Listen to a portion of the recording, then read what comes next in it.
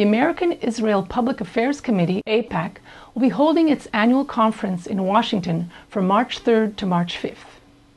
A coalition of left and anti-war groups have organized a concurrent counter-conference called Expose AIPAC, which includes street demonstrations and lobbying Congress against AIPAC.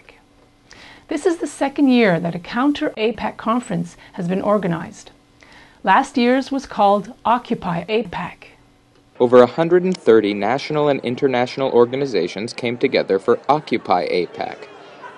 Code Pink co-founder Medea Benjamin explained the event's purpose.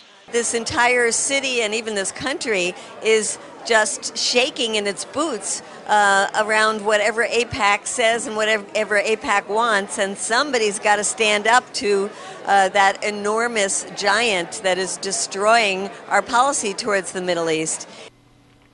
This anti-APAC crusade goes beyond the traditional defense of Palestinians and complaints about Israeli influence on U.S. policy. This time, AIPAC is depicted as a symbol of hostility and warmongering policies toward Iran. AIPAC and Israel are presented as the root cause of American tensions with Iran, as the spoiler of any possible U.S.-Iran friendship, and as the sole sponsor of sanctions against Iran, sanctions that are allegedly killing Iranian civilians and paving the way towards war. The Iranian regime is presented as a victim, as simply defending Iran's legitimate rights, as seeking peace in the region and friendship with the U.S. It is Israel that prevents such friendship. A good part of the planned Expose AIPAC conference is about defending Iran's policies.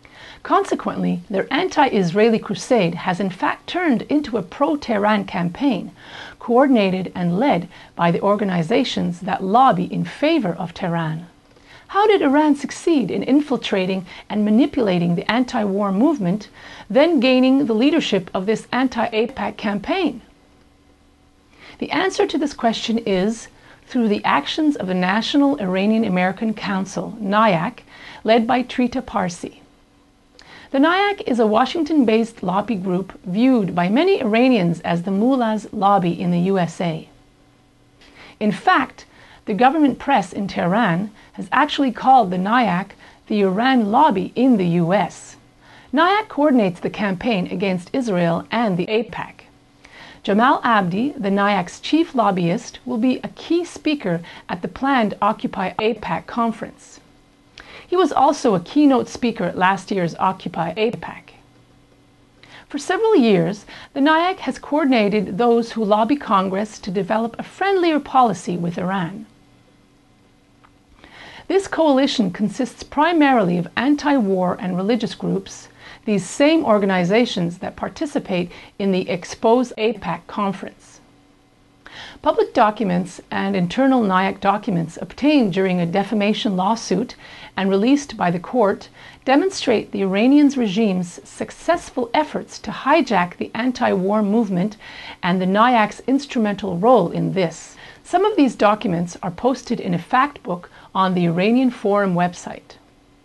For example, we can read an email sent from Tehran by Bakr Namazi in 2007 to his anti-war friends in the US. Namazi worked for the Iranian government and was at that time co-directing a semi-governmental entity called Hamiaran, whose other director was a deputy minister in the Ahmadinejad government. In his message, he enthusiastically writes, "Once we get our act together, we should try and link up to NIAC.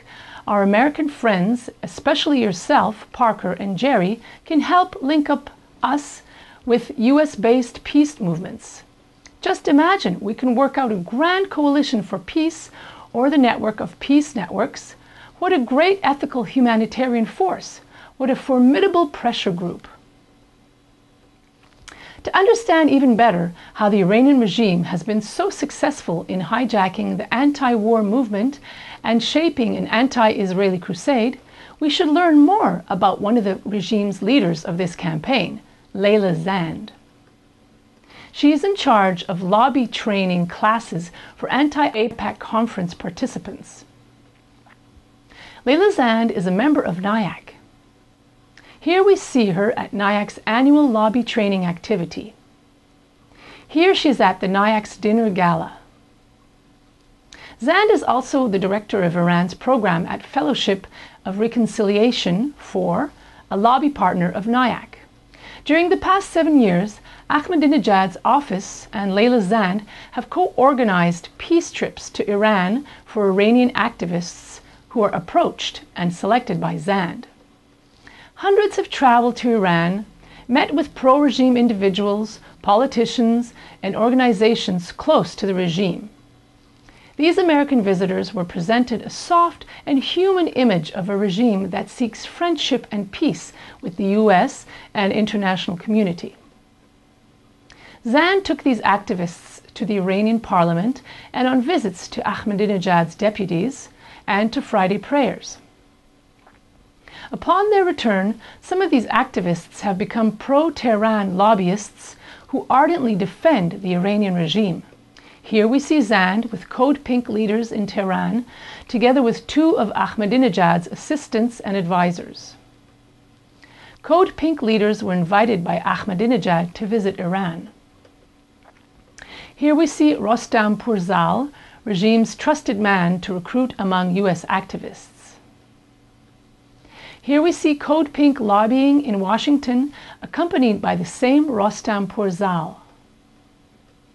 Any uncertainty about Zand's work for the regime was totally dissipated when Ahmadinejad organized a conference in Tehran in August 2010, just a few months after the brutal crackdown on the Iranian people's massive marches for democracy.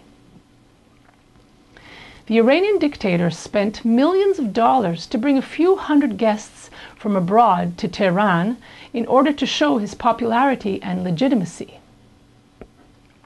Not only was Leila Zand responsible for luring American activists to this pro-Ahmadinejad conference, but according to official and public documents of the Iranian president's office, she was one of the main organizers of the conference. Indeed, she gave 2 workshops for the guests. The topic of her classes was how to plan a strategy to counter US pressures against Iran. This official document provides very clear evidence that she works for the regime, and especially for Ahmadinejad.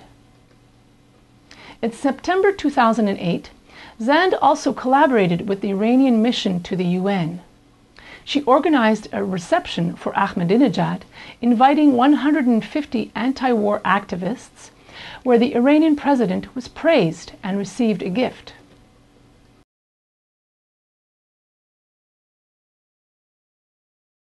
NIAC President Trita Parsi is the champion of the anti-APAC crusade. Parsi has always tried to present his US Congress lobbying activities to lift sanctions against Iran as an historic crusade against APAC. For example, in June 2008, the NIAC and its lobby partners defeated a congressional sanction resolution against Iran.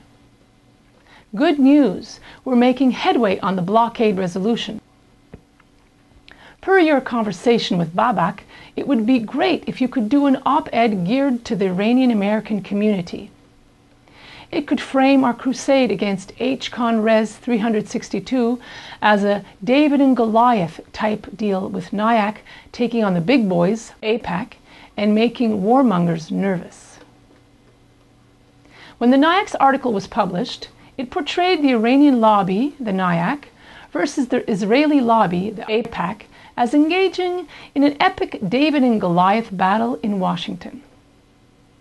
When the government press in Tehran defends the NIAC, opponents of the NIAC are portrayed as APAC agents. Combating the APAC has been Parsi's main obsession. His doctoral dissertation and his first book are about Israel. According to Parsi, both Iran and the US are victims of Israel. It is Israel that prevents any rapprochement between Iran and the US, since from the Israeli perspective, every step Washington takes towards Tehran is a step away from Tel Aviv. According to Parsi, Israel fears that the US will eventually befriend Iran and forget its obsolete and old ally, Israel. Parsi's anti-APAC and anti-Israeli crusade are essential elements of his recruitment campaign among anti-war activists. Once recruited, he hires them to form a lobby group to remove sanctions against Iran. His alliance with anti-war groups gives a human face to his lobby. In a 2002 memo sent to his Washington lobbyist partner, Parsi explained both the real nature of the NIAC's lobby and the need to give a human face to this lobby. Although the mission of the proposed lobby should be to improve relations between the US and Iran and open up opportunities for trade, the initial targets should be less controversial issues such as visas and racial profiling discrimination. Despite its predominantly business-oriented constituency, it is essential that the lobby creates a human face for its aims and goals. The human element is essential both when it comes to attracting support among Iranian-Americans and when it comes to winning the debate and the votes on the Hill. The upcoming Expose AIPAC conference is essentially a pro-Tehran campaign. It shows the web of Iranian influence in Washington. While the Iranian regime uses the Palestinian cause as a pretext to extend its hegemony in the Middle East, the pro-Tehran lobby in Washington is hijacking a legitimate debate about AIPAC and is using it for their campaign to further the present Iranian regime's interests.